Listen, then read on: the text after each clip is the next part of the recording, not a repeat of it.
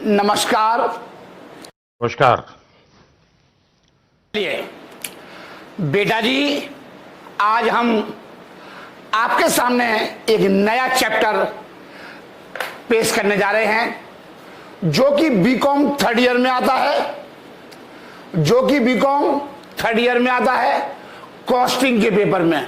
Sir जी CA में आता है, सीएमए में आता है और कंपनी सेक्रेटरी सीएस में आता है। सर जी बीकॉम में भी आता है। अब चैप्टर का नाम क्या है? Reconciliation of cost and financial accounts. ये चैप्टर का नाम है। सर बहुत इंपॉर्टेंट है, वेरी सिंपल चैप्टर है, लेकिन उन बच्चों के लिए बहुत मुश्किल लगेगा जो बुद्धि से काम नहीं करते, जो रट्टाफिकेशन पे विश्वास करते हैं। यहां रट्टे नहीं लगाने हैं, सिर्फ बेटा आपको समझना है। अब मैं स्टार्ट करने जा रहा हूं कि चैप्टर में आखिर है क्या। बेटा, जब दो लोग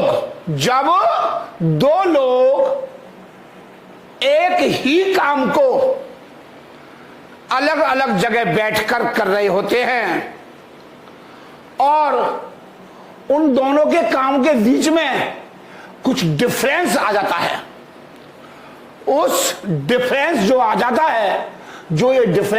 है उसके लिए हम एक रिकंसिलिएशन स्टेटमेंट बनाते हैं। मैं आपको 4 एग्जाम्पल के तौर में बताऊं कि बेटा, हमने आपको 11th क्लास में बैंक रिकंसिलिएशन स्टेटमेंट बनाया था। कैश बुक कंपनी बनाती है खुद या हम बनाते हैं, और पासबुक बैंक बनाती है।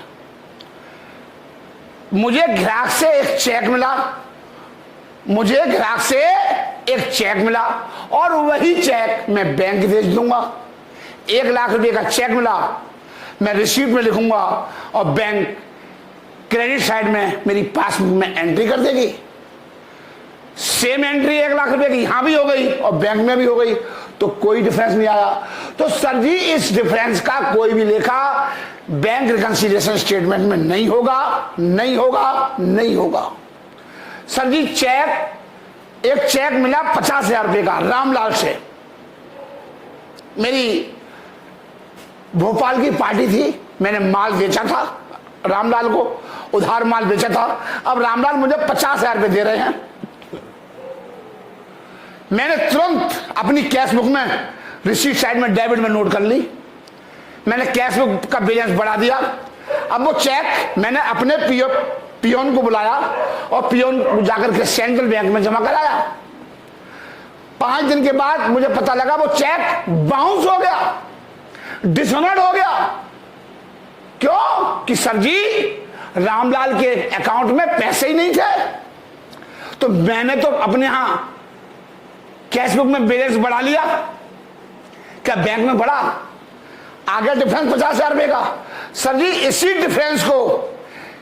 डिफरेंस को निकालने के लिए हम बनाते हैं बैंक रिकंसिलिएशन स्टेटमेंट।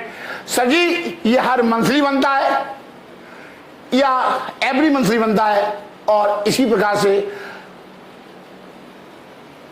6 मंथली बनाते हैं, हर मंथली बनता है। आगे मैं अपने मुद्दे पे आऊंगा।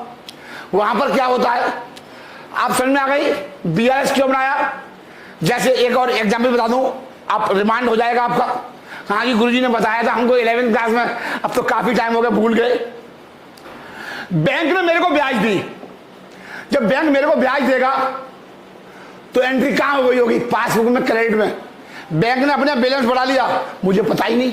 मुझे कब पता लगेगा? महीने के एंड में, जब मैं अपने पियोन से पासबुक मंगाऊंगा, एक बैंक स्टेटमेंट मंगाऊंगा, जब पता लगेगा कि बैंक ने मेरे को 500 रुपए की ब्याज दी है।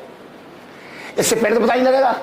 तो दोनों में डिफरेंस आ गया। बैंक में एंट्री हो गई क्रेडिट साइड में, लेकिन मेरे यहां डेबिट नहीं हुई। सर इसी डिफरेंस को निकालने के लिए every month bank reconciliation statement बनाते हैं। अब मैं अपने मुद्दे पे आता हूं, जो चैप्टर में आपको पढ़ाने जा रहा हूं। सर जी इसी प्रकार से एक होता है कॉस्ट कॉस्ट अकाउंटेंट सर जी कौन होता है? ICWA होता है। अब उसका नाम चेंज हो गया, अब उसका नाम हो गया CMA। एक होता ये CMA बनाता है कॉस्ट अकाउंटेंट को, जो कॉस्ट अकाउंटेंट का मतलब है जो कॉस्टिंग को निकालता है। मैं गिलास की बनाने की मेरी फैक्ट्री है, एक मैंने कॉस्ट अकाउंटेंट रख लिया, वो कॉस्ट शीट बनाएगा, कॉस्ट शीट से अनुमान लगाएगा कि इस गिलास को बनाने में एक कॉस्ट क्या आएगी। ये काम किसका है? सर जी ICWA का है, CMA का है। एक मैंने चार्टर्ड अकाउंटेंट रख लिया, एक काम को 2 व्यक्ति कर रहे हैं बेटा, एक काम को 2 व्यक्ति कर रहे हैं। चार्टर्ड अकाउंटेंट क्या कर रहा है? मेरे फाइनल अकाउंट बना रहा है। चार्टर्ड अकाउंटेंट क्या कर रहा है? सर जी फाइनल अकाउंट बना रहा है। सर जी फाइनल अकाउंट बना रहा है, वो भी प्रॉफिट निकालेगा, वो वास्तविक खर्चे जो होंगे उसका लेखा करेगा। मटेरियल खरीदी मैंने 1 लाख की, जो CMA बैठा है वो भी एंट्री कर रहा है मटेरियल खरीदने की 1 लाख रुपए की, और CA भी खरीद रहा है। 1 लाख रुपए की एंट्री CMA ने भी कर दी अपने अकाउंट में, और फाइनेंशियल अकाउंट कौन बनाता? CA, उसने भी कर दी। कोई डिफरेंस नहीं है। मजदूरी पेमेंट की 50 की CMA ने कर दी और CA ने भी कर दी 50,000 की। सर जी कोई डिफरेंस नहीं है। सर जी तो डिफरेंस का लेखा होता है। क्या का लेखा होता है? सर जी एवरी डिफरेंस का लेखा होता है। कहां पर? रिकंसिलिएशन स्टेटमेंट में। तो हम एक रिकंसिलिएशन स्टेटमेंट बनाएंगे। किसके माध्यम से बनाएंगे? एक बनाएंगे कॉस्ट रिकॉर्ड के हिसाब से, जो कॉस्टिंग में कॉस्ट भी बनाई थी मैंने, बनाई शुरू में बनवाई, सिखाई थी मैंने आपको कॉस्टिंग के अंदर, और 11वीं में सिखाया था फाइनल अकाउंट, उसके माध्यम से हम बनाएंगे। और दोनों में जो डिफरेंस आएगा कॉस्टिंग में और फाइनेंशियल में, उसी डिफरेंस को लेकर के दोनों का प्रॉफिट लेंगे, और जो डिफरेंस आएंगे दोनों के बीच में, उस डिफरेंस से हम क्या बनाएंगे? Reconciliation statement. अब दिक्कत क्या आ रही है? सर जी कौन कौन सी चीजें हैं? कुछ ऐसी चीजें होती हैं जो कॉस्टिंग में नहीं लिखी जाती, और कहां लिखी जाती है? फाइनेंशियल में लिखी जाती हैं। सर वो आइटम कौन कौन से हैं? सर मैं वो आइटम में पढ़ता हूं एक बार, कौन कौन से आइटम हैं जो कॉस्टिंग में लिखने में एक चीज ध्यान से लिखे जाते हैं और फाइनेंशियल में नहीं लिखे जाते। कुछ ऐसे आइटम है, तो देखिए ये आपके नोट्स हैं, मैंने आपको PDF फाइल भेज दी है, और आप फोटोकॉपी करा लें PDF फाइल से, PDF फाइल से फोटोकॉपी करा लो। ये नोट्स दे दिए मैंने, PDF फाइल डाल दी मैंने आपके ऐप पर, सेल्फ मेड नोट्स हैं, अच्छे से पढ़ने हैं। मैंने आपको इस क्वेश्चन में 13 न्यूमेरिकल दिए हैं, और 13 न्यूमेरिकल मैं कराऊंगा, मेरी जिम्मेदारी है। अगर क्वेश्चन मेरे नोट से मेरे फिगर्स फिगर्स भी बाहर आ जाए, अगर गोली मार देना, अमाउंट भी वही होगी जो इसमें लिखी हुई है। मैं अमाउंट का भी दावा ले लेता हूं कि मेरे पेपर में जो मैंने क्वेश्चन दिया है सेम टू सेम आएगा, देख लो आप। सर इससे ज्यादा सिक्योरिटी आपको कोई नहीं देगा कि राइजन अमाउंट भी पेपर में आएगी, वो भी क्वेश्चन पेपर में आएगा। यस सर आएगा, आप चेक कर लेना, देख लो आप। पेपर मैंने नहीं बनाया, कहीं आप सोच रहे हो, लेकिन मुझे अपने ऊपर कॉन्फिडेंस है, जो मैं कराऊंगा उससे बाहर नहीं जाएगा। एक एक कॉन्सेप्ट शुरू में एक लेक्चर में दिक्कत आएगी, फिर उसके बाद आपको मजा आने लगेगा। सबसे ज्यादा इंटरेस्टेड चैप्टर है मेरी जिंदगी का, एक बैंक रिकंसिलिएशन स्टेटमेंट और ये वाला chapter reconciliation of cost and financial account. सबसे बेहतरीन चैप्टर है, क्योंकि बच्चों को बहुत हार्ड लगता है, मेरे को बहुत इजी लगता है। क्यों? सर जी मेरे कंसेप्ट क्लियर है। इजी किसे लगेगा? जिसके कंसेप्ट क्लियर, जिसके कंसेप्ट क्लियर नहीं है, जिसकी 11th क्लियर नहीं है, सर जी उसे बहुत दिक्कत आती है। क्यों आएगी दिक्कत? क्योंकि उसने 11th नहीं कर रखी अच्छे मास्टर से। यहां आएगा या वहां आएगा, बस उसी में उलझा रहा बच्चा, और यहां चाहिए कॉन्सेप्ट, और कॉन्सेप्ट क्लियर नहीं है, सर फिर चैप्टर नहीं समझ में आएगा। बट मैं आपको फिर भी दावा करता हूं कि आपके समझ में 100% आएगा। चलते हैं, मैं अब इस क्वेश्चन को समझाता हूं, थोड़ी समझाता हूं। पहले क्या है ये need for reconciliation? There is need for reconciliation because of maintenance of 2 set of account. 2 बुकें रखी जाएंगी, एक कॉस्ट रिकॉर्ड, एक financial record, 2 set of books. कहता है it finds out reason for difference, underline कर लो, it find out reason for difference between profit और लॉस इन कॉस्ट अकाउंट।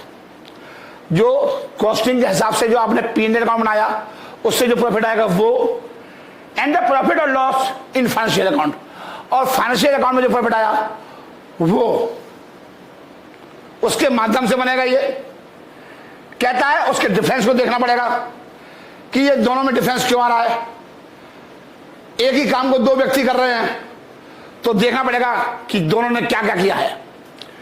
कहता है it ensures the mathematical accuracy, इससे क्या होता है कि मैथमेटिकल एक्यूरेसी आती है, and reliability of cost account in order to have cost ascertainment, cost control and cost reductions. Because of maintenance of two set of account, different approach in cost account, profit loss revealed in financial account may not agree with the profit or loss as per cost account। क्योंकि दोनों ने अलग अलग approach follow की है, वो अलग approach follow कर रहा है, ये अलग अप्रोच फॉलो कर रहा है। सीए वो खर्चे बुक कर रहा है जो वास्तव में हुए हैं, सैलरी वास्तव में पे की है वो आएगी, और ये जो है सिर्फ अनुमान के आधार पर चलते हैं। कॉस्ट अकाउंटेंट किसके आधार पर चलता है? कॉस्ट शीट प्री एस्टिमेशन पर बनती है। रियल तो काम कौन करता है? सीए करता है। ये पूर्वानुमान के आधार पर काम कर रहे हैं कि इतना खर्चा होगा, इतने ओवरहेड होंगे, इतना ऑफिस में खर्चा होगा, हुआ नहीं है, और सीए क्या करता है? जो वास्तव में जो खर्चा हुआ है, जो पैसे का पेमेंट हुआ है, उसका लेखा करता है। तो यही कह रहा है ये बनता है। आगे लिखा हुआ है एवरी मंथ और एटलीस्ट एवरी 6 मंथ, हर महीने बनाते हैं या एवरी 6 मंथ बनाते हैं। Two set of account cost and financial account, दो रिकॉर्ड बनते हैं, कॉस्ट रिकॉर्ड और फाइनेंशियल रिकॉर्ड। कह रहा है, अब वो बता रहा है रीजन कि दोनों में सीएमए और सीएमए में कैसे डिफरेंस आ जाता है। सर वो कारण मैं बता रहा हूं, ये कारण है जिसके कारण डिफरेंस आ जाता है। कहता है reason for difference between profit shown in cost account and though shown in financial account, दोनों के बीच में जो डिफरेंस आ रहा है वो रीजन मैंने आपको लिख के दिया। इस कारण से डिफरेंस आता है, रटना नहीं है। अभी मैं सब समझा रहा हूं, जब मैं प्रैक्टिकल कराऊंगा आपको कि गुरुजी मजा आ गया, कुछ भी नहीं है, सब आपने बताया था वही आ रहा है। हाँ जी वही आएगा, कहां से आएगा? हम ऐसी थोड़ी कर देते चैलेंज। कहता है item included in financial account only, कहता है items included in financial account only. कह रहा है कुछ खर्चे ऐसे होते हैं जो फाइनेंशियल नेचर के होते हैं, कुछ खर्चे ऐसे होते हैं जो फाइनेंशियल नेचर के होते हैं, प्योरली फाइनेंशियल एक्सपेंसेस, जिनका लेखा कॉस्टिंग में नहीं किया था। मैंने जब आपको कॉस्टिंग बनवाई थी, मैंने आपको 13 आइटम लिखाए थे। Following items are not recorded in the cost account. क्यों नहीं लिखते? क्योंकि वो प्योरली फाइनेंशियल नेचर के होते हैं। सर जी दोबारा रिवाज करा दो। हाँ जी मैंने दोबारा लिख दिए। पहला पॉइंट लिखा क्योंकि ये आइटम सिर्फ कहां आएंगे? P&L अकाउंट के डेबिट साइड में आएंगे, लेकिन क्या कॉस्ट शीट में आएंगे? सर जी बिल्कुल नहीं आएंगे। इसी कारण से दोनों में डिफरेंस आ गया। उसी डिफरेंस को निकालने के लिए कैसे डिफरेंस आ गए, उसके लिए हम क्या बनाते हैं? उन डिफरेंस को लेंगे और उस डिफरेंस को दिमाग में रख करके हम रिकंसिलिएशन स्टेटमेंट बनाएंगे। सर जी पहला डिफरेंस कैसे आ गया? इंटरेस्ट ऑन लोन, आपने बैंक से लोन ले रखा है, बैंक मॉर्गेज एंड कैपिटल, आपने पूंजी पर ब्याज लगा रखी है, आपने गिरवी रख करके कोई चीज लोन ले रखा है तो आप ब्याज दोगे, तो उसका लिखा कहां होगा? फाइनेंशियल अकाउंट में। सर जी P&L अकाउंट के डेबिट में आएगा। और कोई भी खर्चा अगर P&L अकाउंट के डेबिट में आता है तो सर जी इससे हमारा प्रॉफिट कम हो जाता है। कोई भी खर्चा अगर P&L अकाउंट के डेबिट में लिख देते हैं तो हमारा प्रॉफिट क्या हो जाता है? सर जी कम हो जाता है। सर जी कम हो जाता है। Number 2, expenses and discount on issue of share और डिवेंचर। ये खर्चे कहां लेके जाते हैं सर जी? पीएनएल अकाउंट के डेबिट में। कौन से खर्चे? एक्सपेंसेस एंड शेयर इश्यू कर दिए, उस पर खर्चा हो गया। Discount on issue of share and debenture वो आ गया। Loss on sale of fixed assets या loss on sale of investment, investment बेच दिए, कोई फर्नीचर बेच दिया, उसको 10,000 रुपये का फर्नीचर था 7,000 में बेच दिया, 3,000 रुपये का लॉस था, वो कहाँ आएगा? पीएनएल अकाउंट के डेबिट में। फाइनेंशियल में क्या हो गया? सीए ने क्या कर दिया? प्रॉफिट कम कर दिया। क्या इनने कम किया? नहीं किया, तो डिफरेंस आ गया। बस वही डिफरेंस देखना है। ऐसे ही अदर कैपिटल लॉसेस, कोई कैपिटल लॉस हो गया, लॉस बाई फायर, आग लग गई लेकिन उसका बीमा नहीं करा रखा, तो लॉस बाई फायर कहां आएगा? पीएनएल अकाउंट के डेबिट में आएगा। ऐसे ही fine, penalties, stamp and expenses transfer of share, शेयरों के ट्रांसफर पर कोई फीस दी है सर जी, कहां आएगा? पीएनएल अकाउंट के डेबिट में आएगा। डेबिट में आएगा, इसका मतलब क्या हो गया सर जी? प्रॉफिट कम हो गया। क्या ये खर्चा कॉस्ट में रिकॉर्ड होता है? नहीं होता सर जी, डिफरेंस आ गया। इन्हीं डिफरेंस को लेना है। गुडविल रिटर्न ऑफ, गुडविल क्या होती है? राइट ऑफ होती है। कहां लिख दिया आपने? सीए ने कहां लिख दिया? पीएनएल अकाउंट में। और प्राइमरी एक्सपेंस रिटर्न ऑफ और डोनेशन एंड सब्सक्रिप्शन आपके लिए कौन कौन से इंपोर्टेंट है? 7वां लगाइए, 8वां लगाइए, दूसरा लगाइए, तीसरा लगाइए। ये आपके लिए इंपोर्टेंट है, जो एग्जाम में पूछ जाएगा, जो एग्जाम में पूछ जाएगा। आगे देखिए, प्योरली फाइनेंशियल इनकम, कुछ इनकम ऐसी होती है सिर्फ पीएनएल अकाउंट के क्रेडिट में लिखी जाती है। पीएनएल अकाउंट के डेबिट में क्या आते हैं सर जी? खर्चे आते हैं और हानि आती हैं। और प्रॉफिट एंड लॉस अकाउंट के क्रेडिट में क्या आती है सर जी? इनकम्स आती हैं, ऑल इनकम्स। सर जी कौन सी इनकम सिर्फ कहां लिखी जाती है? प्रॉफिट एंड लॉस अकाउंट में। क्या कॉस्ट शीट में आती है? नहीं आती हैं सर जी, डिफरेंस आ गया। एक जगह लिख ली, दूसरी जगह नहीं लिखी, तो आगे डिफरेंस। इस कारण से इसी के लिए बनाते हैं हम रिकंसिलिएशन स्टेटमेंट। समझ में आ गया? हाँ जी आ गया। कहता है प्योरली फाइनेंशियल इनकम, कैसे? Interest received on bank deposit, bank ने मुझे ब्याज दिया, कहां लिख लिया? पीएनएल अकाउंट क्रेडिट में। लोन एंड एडवांस, डिविडेंड मिला, ब्याज मिला, कहां लिखा जाएगा? पीएनएल अकाउंट क्रेडिट में। Profit on sale of fixed assets and investment, मैंने बिल्डिंग भेज दी 1 लाख रुपए की थी, कितने खरीदी? कितने की थी? 80 की। 20,000 रुपये प्रॉफिट हो गया, कहां लिखूंगा? पीएनएल अकाउंट में। मैंने इन्वेस्टमेंट किए थे, रिलायंस में मुकेश अंबानी के शेयर खरीद रखे थे, मुझे उसको बेचने से प्रॉफिट हो गया, कहां आएगा? पीएनएल अकाउंट क्रेडिट में। क्या ये इनकम वहां आएगी? कॉस्ट शीट में आएगी? नहीं आएगी। मैंने कॉस्ट शीट में आपको इतने सारे क्वेश्चन कराए थे, कहीं आई थी क्या? नहीं आई थी सर जी, तो इसलिए डिफरेंस आ गया कि आपने एक जगह एंट्री कर दी, दूसरी जगह नहीं की। इसलिए मेरा प्रॉफिट मतलब सीए का प्रॉफिट और सीएमए का प्रॉफिट मैच नहीं कर रहा। इसी मैच को करने के लिए, मैच होने के लिए, इक्वल होने के लिए हम क्या बनाते हैं? सर जी रिकंसिलिएशन स्टेटमेंट बनाते हैं। ऐसे ही रेंट रिसीव्ड, मैंने अपनी एक दुकान किराए पर दे रखी है, वहां से किराया मिला, पैसा आ रहा है, इनकम हो गई, कहां लिखी जाएगी? पीएनएल अकाउंट क्रेडिट में। क्या ये एंट्री वहां होगी? कॉस्ट शीट में नहीं होगी। आगे डिफरेंस, इसी डिफरेंस के कारण हमें क्या बनाएंगे? Reconciliation statement. आगे देखिए,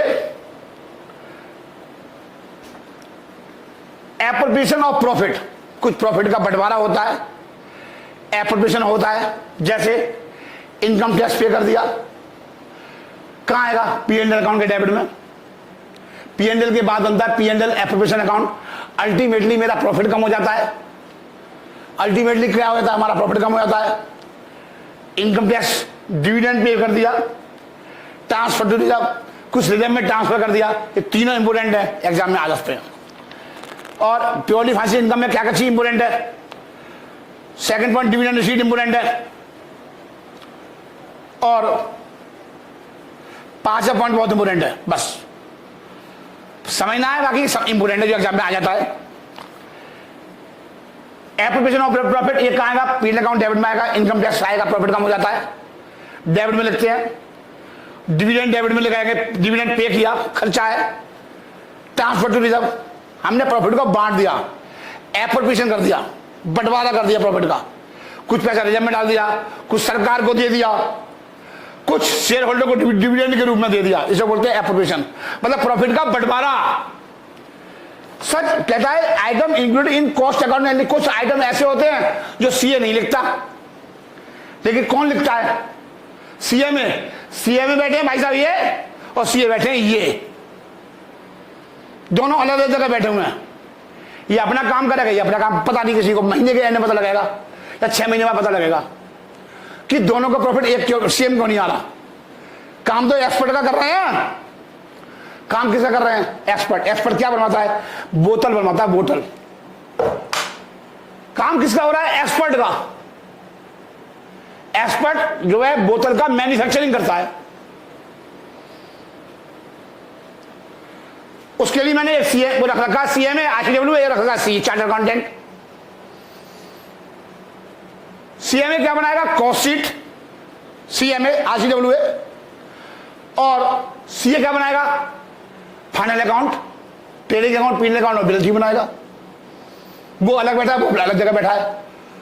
कुछ खर्चे ऐसे होते हैं जो सीए लिखेगा और ये नहीं लिखेगा सीए में, लेकिन कुछ खर्चे ऐसे भी होते हैं जो सीए में लिखेगा लेकिन सीए नहीं लिखेगा।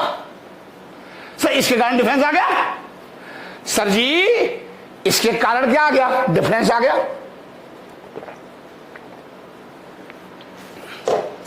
सर ये ऐसे कौन कौन से खर्चे हैं? These are equally notional charges. ये नोशनल चार्जेस होते हैं, माने हुए खर्चे। मान लेते हैं। सर जी कैसे मान लेते हैं? अरे मेरी ये फैक्ट्री है, ये मेरा मकान है, बोतल मेरी खुद की बिल्डिंग है, मेरा खुद का प्रेमिसेस है। क्या मैं अपने आप को किराया दूंगा? बोतल मेरी इस बिल्डिंग बन रही है, बोतल बन रही है, मेरी मैन्युफैक्चरिंग होती है बोतल बनाने की।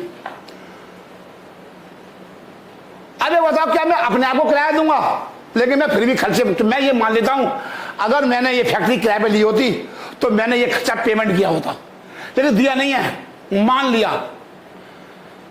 तो अनुमान क्या? एस्टिमेटेड खर्चे लिखे जाते हैं कॉस्ट शीट के अंदर, और फाइनेंशियल में जो वास्तव में जो पेमेंट होता है सीए वो करता है। अगर किराया वास्तव में पे हुआ है जब ही लिखेगा, वरना सीए नहीं लिखेगा। तो ये खर्चे है मेरी खुद की बिल्डिंग में है, क्या मैं अपने आप किराया दूंगा? लेकिन सीए मैंने फिर भी लिख दिया, क्योंकि अनुमान क्या था बनना है, कॉस्ट शीट बन रही है कि मैं अगर मैंने ये बिल्डिंग किराए पे ली होती तो मैं इतना किराया पे करता। और सीए में क्या करता है?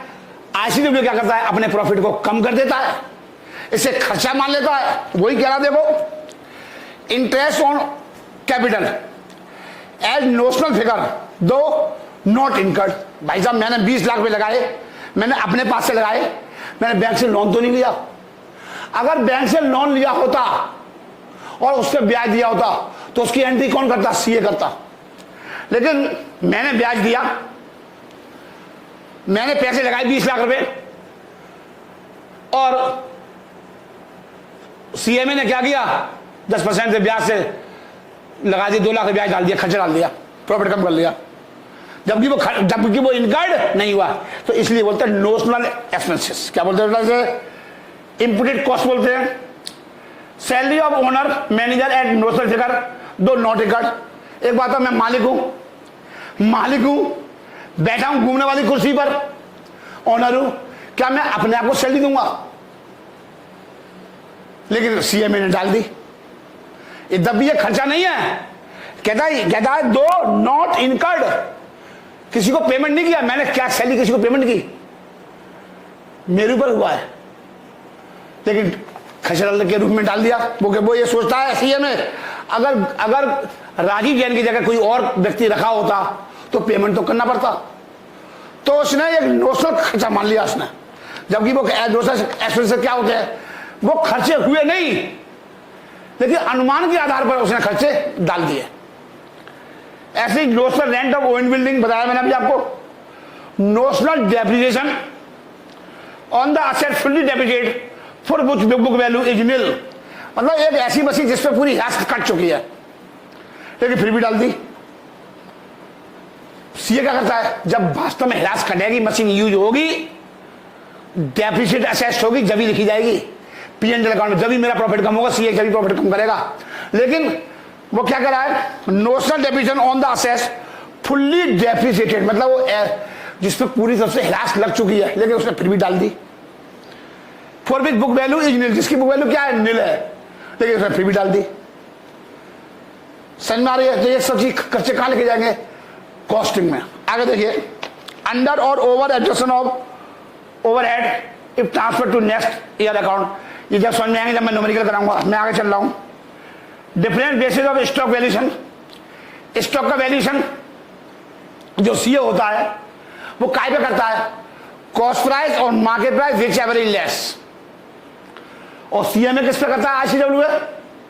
आपने कभी देखा है कॉस्ट शीट बनाई थी आपने, पर मैंने आपको लीफो कराया था। लीफो के आधार पर जो क्लोजिंग स्टॉक निकलता है उसके आधार पर, फीफो के आधार पर, वेटेड एवरेज की प्रॉफिट के आधार पर जो क्लोजिंग स्टॉक का मूल्यांकन किया तो वो उस पर करता है। तो दोनों में डिफरेंस आ जाएगा। ये कर रहा है सीए, किस में कर रहा है, सीए किस में कर रहा है, कॉस्ट प्राइस और market price which ever is less, CA कर रहा है। और सीए में किस पे कर रहा है, सीए में किस पे कर रहा है, लीफो और फीफो और वेटेड एवरेज के आधार पर, वेटेड एवरेज के आधार पर कर रहा है। ये सब मैंने लिखा रखा है, आप चेक करना। Different method of charging depreciation क्या कर रहा है, if financial account depreciation is calculated on the basis of straight line method. CA क्या करता है, स्ट्रेट लाइन मेथड पे लगाता है हिरास, डब्ल्यूडीपी पे लगाता है हिरास। Whereas cost accountant depreciation is calculated on the basis of machine hour और प्रोडक्शन यूनिट। और सीए में काय पे आधार पर लगाता है, मशीन के घंटे के आधार पर, मशीन आधार पर और प्रोडक्शन यूनिट के आधार पर ये होता है। अब ये कैसे बनता है, 3 स्टेप बनेंगे इसमें। There are 3 steps involve in the procedure for reconciliation. इसमें एक तो क्या निकालना पड़ेगा, कभी कभार आपको ट्रेडिंग अकाउंट पीएनएल अकाउंट दे देगा तो आपको डाटा दे देगा, तो आपको क्या निकालना पड़ेगा, प्रॉफिट निकालना पड़ेगा as settlement of profit as per financial account. Financial account के आधार पर आपको प्रॉफिट निकालना पड़ेगा, फाइनेंशियल प्रॉफिट के आधार पर प्रॉफिट निकालना पड़ेगा, सीए निकालेगा। As settlement of profit as per cost account, cost account को डाटा दे रखे होंगे क्वेश्चन में, उसके बाद कॉस्ट शीट बनानी पड़ेगी। और उसके बाद दोनों को जो डिफरेंस आएगा वो डिफरेंस लेकर के हम क्या बनाएंगे, रिकंसिलिएशन स्टेटमेंट बनाएंगे। कहता है reconciliation of both the profit is similar to bank reconciliation statement. ये बिल्कुल बैंक रिकंसिलिएशन स्टेटमेंट की तरह होता है, ठीक है। वन में start with the profit as per the cost account. कुछ व्यक्ति इसको कॉस्ट अकाउंट का प्रॉफिट का बेस मान लेते हैं, कुछ व्यक्ति इसको फाइनेंशियल का प्रॉफिट जो आता है उसको बेस मान लेते हैं। जब मैं कॉस्ट का आधार मानूंगा तो मेरा टारगेट होगा फाइनेंशियल को प्रॉफिट को निकालना। अगर मैं फाइनेंशियल प्रॉफिट का को बेस मानना हूं तो मेरा जो टारगेट होगा वो कॉस्ट का प्रॉफिट निकालूंगा। जैसे मैंने बताया था आपको, बैंक दिखो मैं balance debit balance as per cash book, तो हमारा आंसर क्या होता था, credit balance as per passbook. याद आ गया, हाँ ऐसे यहां पर है। अगर आप प्रॉफिट कॉस्टिंग के हिसाब से ले रहे हो तो मेरा टारगेट होगा फाइनेंशियल का प्रॉफिट निकालना। कैसे निकलेगा सर, मैं सब बताऊंगा, मैं बेटा सब बताऊंगा, एक चीज बताऊंगा।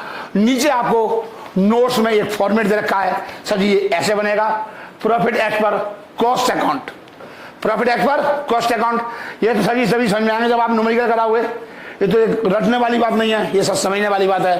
सर जी बहुत इंपॉर्टेंट चीज लिख रखी है मैंने, जब आप पढ़ोगे, जब आपको लगेगा कि हाँ जी गुरुजी मजा आ गया, तो मजा कब आएगा, सही आप जब न्यूमेरिकल कराओगे जब मजा आएगा। ठीक है, मैं बेटा पानी पीता हूं 1 मिनट के लिए और उसके बाद मैं आपको अभी 1 सेकंड के बाद मैं आपको कराता हूं। ठीक है, मैं पानी पी लूं बेटा, चलिए।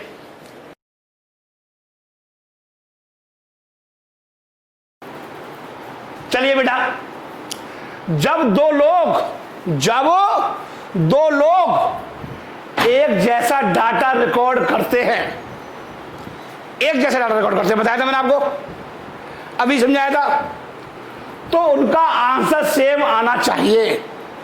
जैसे एक अकाउंट का क्वेश्चन आ गया, फाइनल अकाउंट का, एग्जाम में एक फाइनल अकाउंट का क्वेश्चन आ गया, तो क्या मैं अपने आप से चेक करूंगा?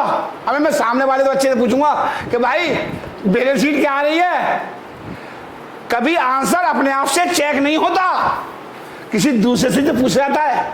तो वही लिखा है मैंने कि आंसर सेम आना चाहिए, तो उनका आंसर क्या होना चाहिए? ऐसा नहीं है कि मेरा आंसर बैलेंस शीट का 1 लाख आ रहा तो उसका अलग आएगा, मेरा 1 आएगा तो उसका भी 1 ही आना चाहिए। अगर नहीं आ रहा तो क्या डिफरेंस है, क्या गलती कर दी, उन गलती को मुझे चेक करना पड़ेगा, दोनों को मिलाना पड़ेगा आपस में। ऐसा मौका मिलता नहीं है आपको, बट यहां पर मिलेगा, दोनों चीजों को देख के पता लगेगा। लेकिन नहीं आ रहा, आंसर सेम नहीं आ रहा, तो वहां पर भी कैशबुक और पासबुक का आंसर टैली करने के लिए बीआरएस बनाना पड़ता था। वहां पर क्या होता था? कैशबुक के लिए कैशबुक और पासबुक का इस बैंक स्टेटमेंट का आंसर सेम नहीं आ रहा, कैशबुक कुछ और बता रही है, पासबुक कुछ और बता रही है, तो हम क्या बनाते थे? Bank reconciliation statement.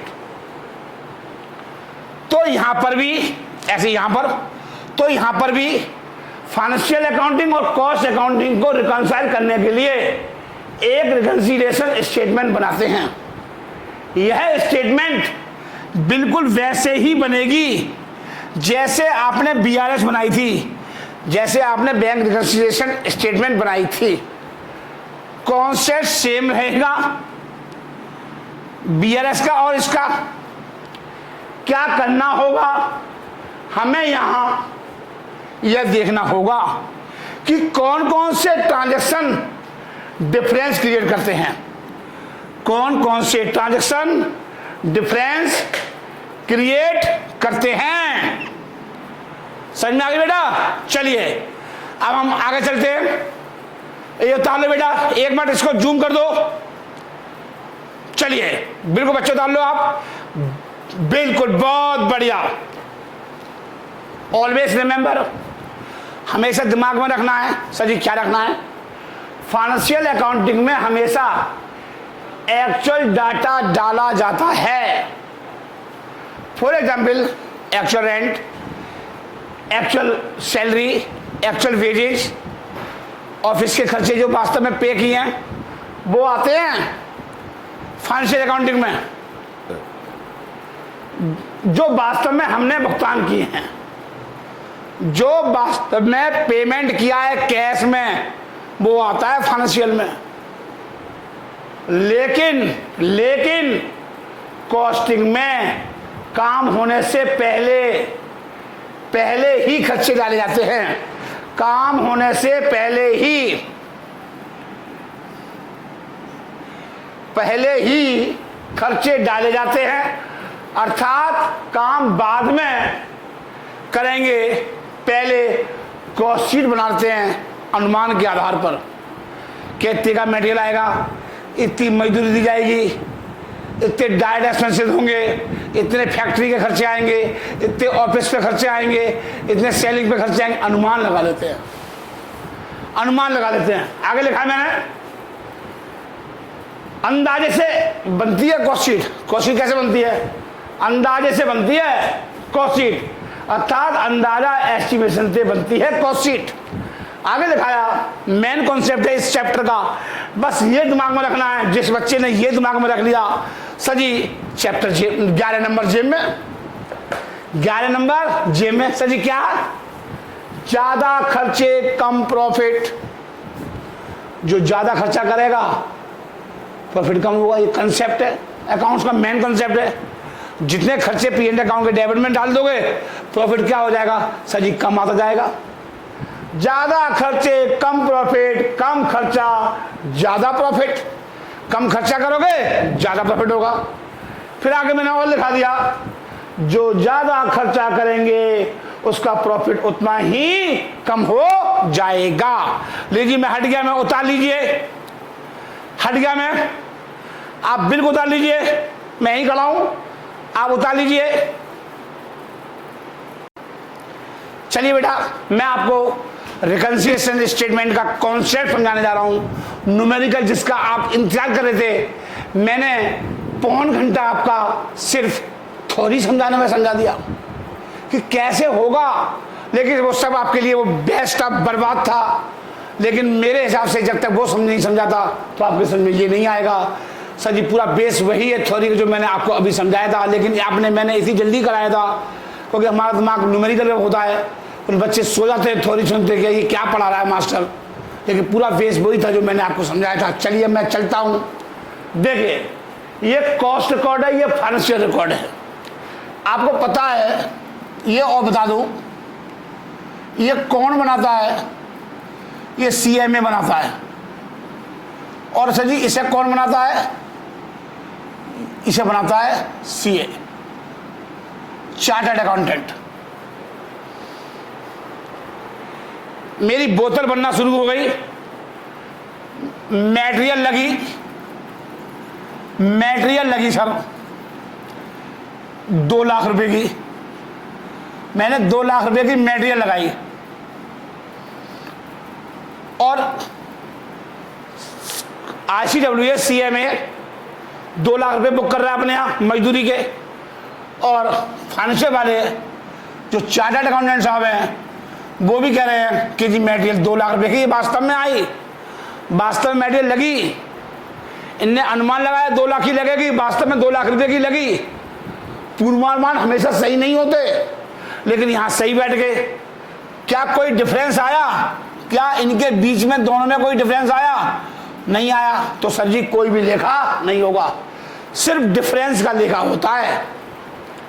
सर जी यहां कोई लेखा नहीं होगा रिकंसिलिएशन स्टेटमेंट में। ऐसे ही वेजेज, मजदूरी पे करी, वेजेज ये कह रहे हैं कि 1 लाख रुपए की पे करी सीएमए वाले, 1 लाख रुपए की मजदूरी लगेगी बोतल को बनाने में। 1 लाख बोतल लगा बनाएंगे तो 1 लाख रुपए की मजदूरी लग जाएगी, अनुमान लगा रहे हैं, एस्टिमेशन। लेकिन अनुमान सही बैठ गया इनका, क्वालिफाइड था, पढ़ा लिखा था, अनुमान सही बैठ गया। सर जी 1 ही लाख रुपए का खर्चा हुआ, मजदूरी का पेमेंट रियल में कितने का हुआ? सर जी 1 लाख रुपए का हुआ। सर जी क्या कोई डिफरेंस आया? क्या इनके बीच में कोई डिफरेंस आया? सर जी नहीं आया।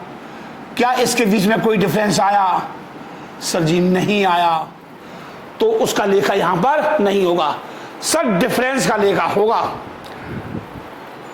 कॉस्ट शीट बता रही है, कैश कॉस्ट शीट बताती है कि जो नेट प्रॉफिट है, जो नेट प्रॉफिट आया अकॉर्डिंग टू द सीएमए, जो नेट प्रॉफिट आया अकॉर्डिंग टू द सीएमए कह रहा है 1,20,000 रुपए का प्रॉफिट आया। ये बता रहा है सीएमए, बता रहा है, ये बता रहा है 1 लाख रुपए का, ये बता रहा है। और ये कह रहा है सीए कह रहा है, सीए क्या बता रहा है? सीए कह रहा है जो नेट प्रॉफिट आ रहा है वो 1,29,000 रुपये आ रहा है। ये कह रहा है CMA, sorry chartered accountant. Sir ji हम ये रिकंसिलिएशन हमने देखा होगा, कैश बुक के अनुसार ही बना लेते थे, पासबुक के अनुसार ही बना लेते थे बैंक रिकंसिलिएशन। ऐसे यहां पर अगर आप बेस इसको ले रहे हो, इसे ले रहे हो बेस आधार, तो आपका टारगेट कौन होगा? ये होगा, ये होगा। अगर आप बेस इसके लोगे तो टारगेट ये होगा। अगर आप इससे लेके चल रहे हो तो आपका आंसर आपको क्या ये निकल के आएगा, आपका आंसर लास्ट में। अगर कैश बुक का डेबिट बैलेंस लेके चल रहे हो तो पासबुक का क्रेडिट बैलेंस आता था या नहीं आता था? मैंने कराया था 11वीं में। सर जी वही तो है। सीए कह रहा है मेरा प्रॉफिट ये है, और ये क्या कर रहा है? सीए में क्या कर रहा है? 1,20,000 रुपये। तो आप ये लेके चल रहे हो तो लिखिए नेट प्रॉफिट एज पर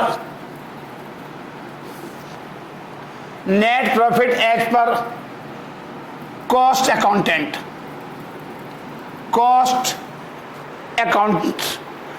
एज पर कॉस्ट अकाउंट्स, कितना आ रहा है? सर जी 1,20,000 रुपये आ रहा है। एक 20 आ रहा है। मेरा टारगेट ये होगा, मेरा टारगेट क्या होगा? Financial. This is the my target. ये टारगेट है मेरा, टारगेट लिख लो, टारगेट।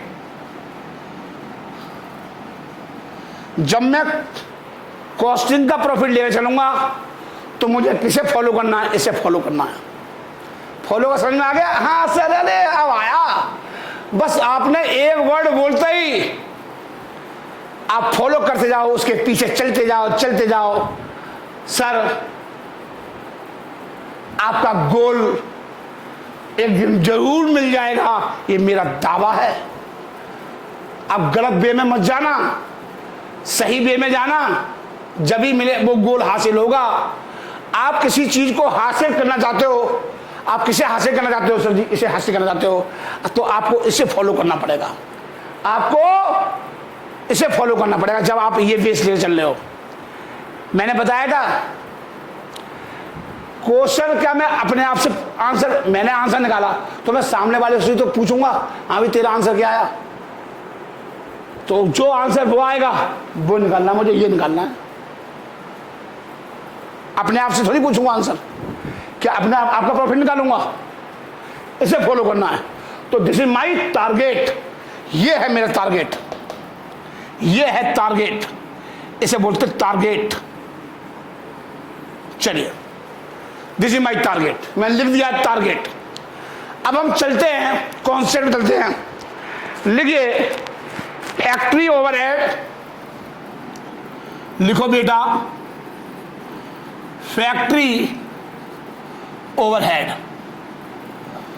फैक्ट्री ओवरहेड कितने दे रखे बेटा? सपोज किया सीएमए ने अनुमान लगाया 25,000 रुपये, सीएमए कह रहा है 25,000 रुपये खर्चा होगा फैक्ट्री पे। सीए ने वास्तव में जो फैक्ट्री पे जो खर्चा किया वो किया 30,000 रुपये। सीए ने अपना प्रॉफिट कितना कम कर दिया?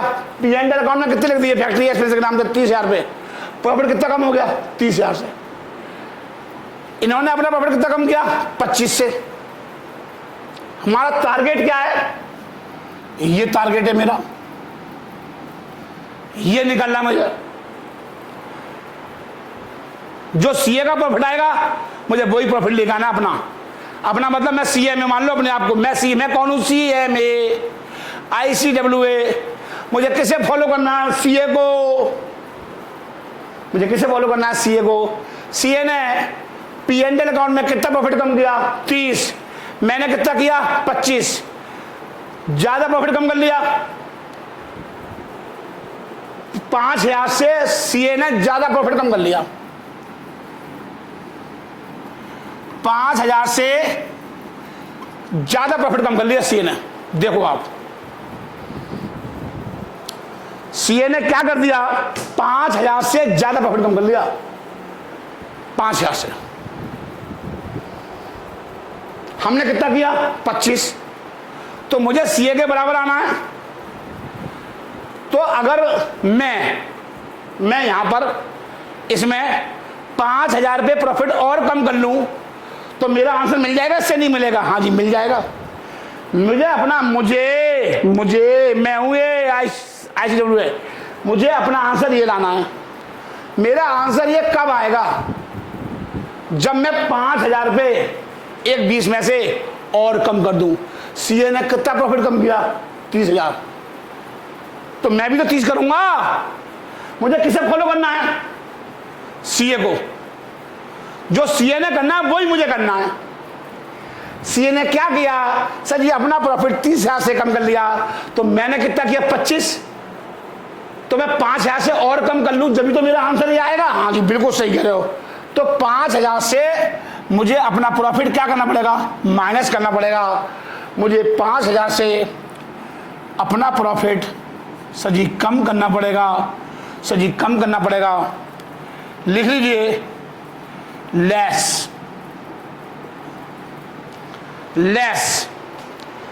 Factory overhead, factory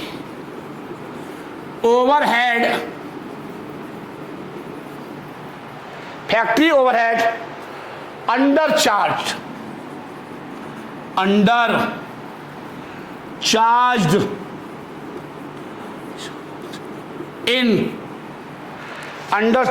in costing या cost record, in cost sheet लिख दो, कॉस्ट रिकॉर्ड लिख दो, कॉस्ट अकाउंट लिख दो, जो मर्जी लिख दो। या कॉस्ट शीट भी आ सकती है, कॉस्ट रिकॉर्ड भी आ सकता है। तो आप क्या लिखोगे? कॉस्ट अकाउंट लिख दो, कॉस्ट शीट लिख दो, लो जो मर्जी लिख दो। मतलब 5,000 रुपये कम लिखे गए। कहाँ लिखे गए? यहाँ कितने? अगर यहाँ पर 30,000 लिख जाते और यहाँ भी 30 जाते तो मेरा आंसर और सीए का आंसर मैच कर जाता। मेरा आंसर सीए के आंसर से कम मैच करेगा जब मैं भी अपने यहाँ 5,000 रुपये कम कर दूंगा इस प्रॉफिट में से, तो मेरा आंसर सीए के आंसर से बराबर हो जाएगा, सही मैच कर जाएगा। समझ में आया बेटा? हाँ सर, अरे सर बिल्कुल यार समझ में आ गया। चलिए अब लिखिए ऑफिस ओवरहेड। ऑफिस ओवरहेड 12,000 रुपये, 12 और सीए ने कितने लिखे? 10। लिख लो ऑफिस ओवरहेड। डिफरेंस कितना आ गया? 2,000 रुपये का डिफरेंस आ गया। मेरा टारगेट क्या होगा? ये होगा। सीए को बना करना फॉलो। सीए ने अपना प्रॉफिट कितना कम किया? सीए ने अपना प्रॉफिट कितना कम किया? 10 से। मैंने कितना कर लिया? 12 से। समझ में आ गया? कम खर्चा कम प्रॉफिट कम किया, ज्यादा खर्चा ज्यादा प्रॉफिट कम कर लिया। इन्होंने अपने यहां 2,000 रुपये ज्यादा प्रॉफिट कम कर लिया। क्या सीए ने किया? सीए ने कितने किए? 10। तो हम भी 10। हमने कितना कर लिया? 12। सीए ने कितना किया? 10। हमें उतना ही करना है जितना सीए ने करना है। अच्छा, सीए के बराबर आने के लिए हमने प्रॉफिट अपना कितना कम कर लिया? ये 1,20 कब आए? 12,000 रुपये लेस करने के बाद। और ये 1,29 कब आए? 10,000 लेस करने के बाद। मेरा टारगेट ये, मुझे अपना प्रॉफिट ये लाना है। मेरा अपना प्रॉफिट ये कब आएगा? मैंने कितने कम कर लिए? 12। इन्हें कितने किए? 10। इसका मतलब 10,000 2,000 रुपये ज्यादा कम कर लिए, क्योंकि मुझे 10 करने हैं और मैं कितने कर गया? 12। मैं कितने कर गया? सर जी 2,000 रुपये ज्यादा कम कर गया। मैं 2,000 रुपये ज्यादा कम कर गया। तो अब क्या करूं? 2,000 से प्रॉफिट बढ़ा दूं। 2,000 से प्रॉफिट बढ़ा दूं। लिखिए प्रॉफिट, लिखिए प्रॉफिट, लिखिए, लिखो office overhead, office overhead, office overhead overcharge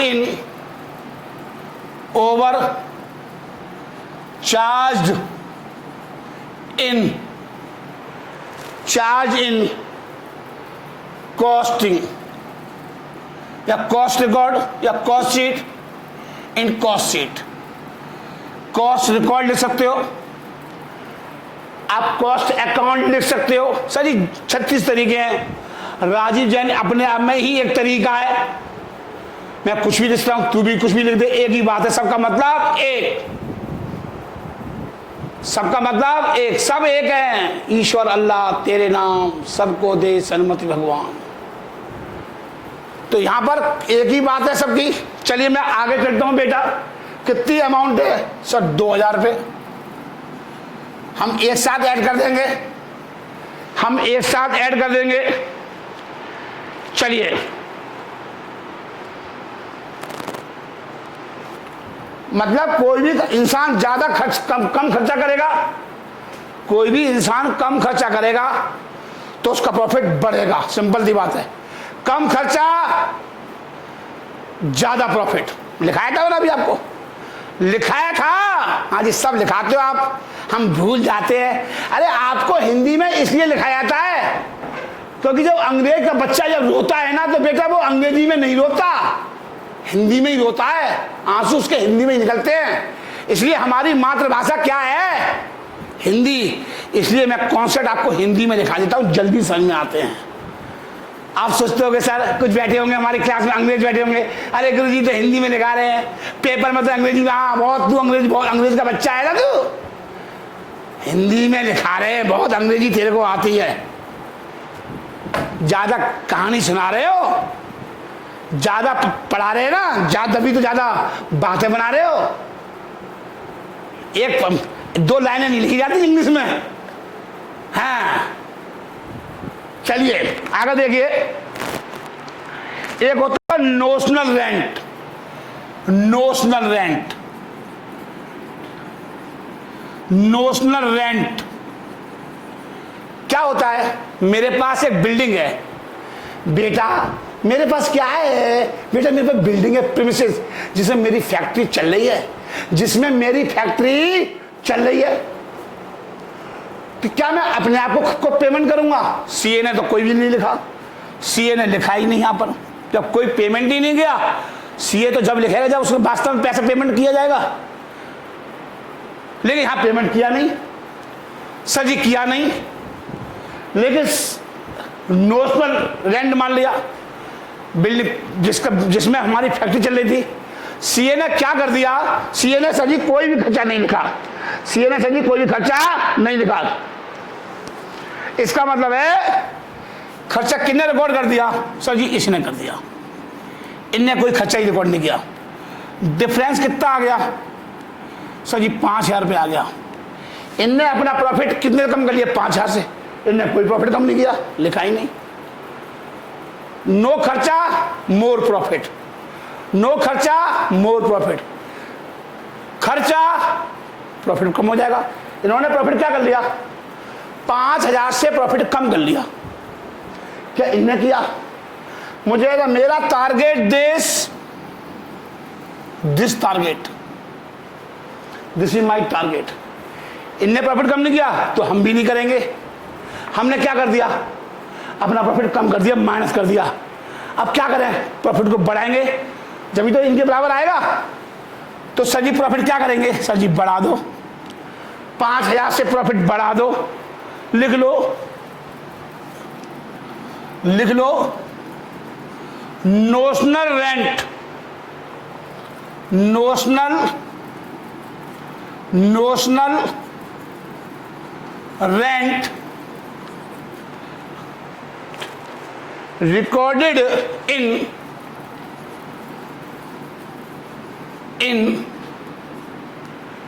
costing, costing लिख दो, कॉस्टिंग लिख दो, कुछ भी लिख दो बेटा, एक ही बात है, एक ही बात है।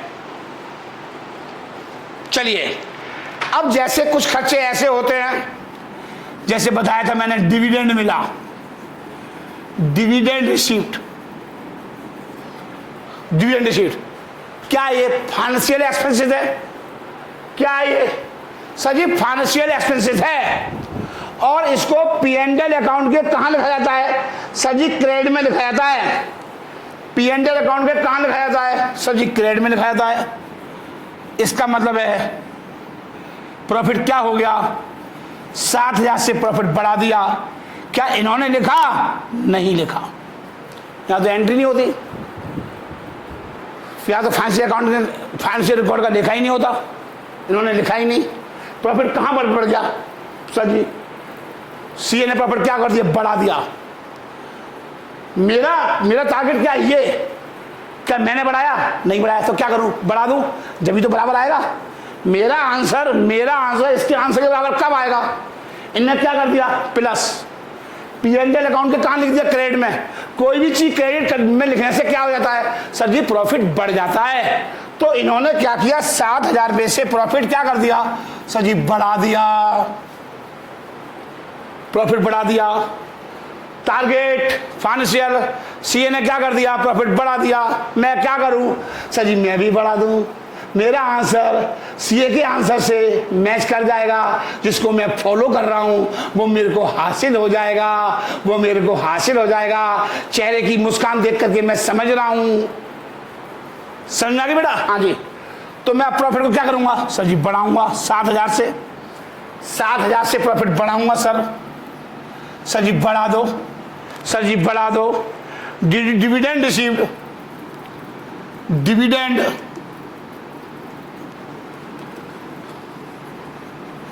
received, dividend received, not recorded, not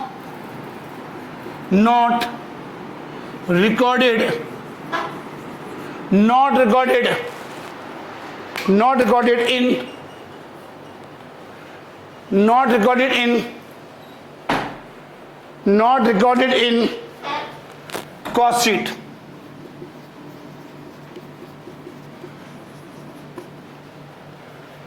चलिए हो गया। टोटल कर लो। 7 और 5 12 बात 13 14 14,000 कितने हो गए? 1,34,000 1,34,000। यहां पर कितना है सर? 5,000। 1,29,000। मेरा आंसर आ गया। देख लो, चेक कर लो, मेरा आंसर आ गया। मेरा आंसर आ गया। मेरा आंसर आ गया। लिखो net profit as per financial record.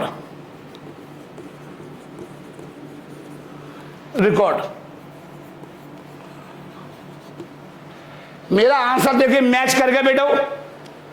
बच्चों, मेरे प्यारे बच्चों, आप देख लीजिए, मैं हट जा रहा हूं।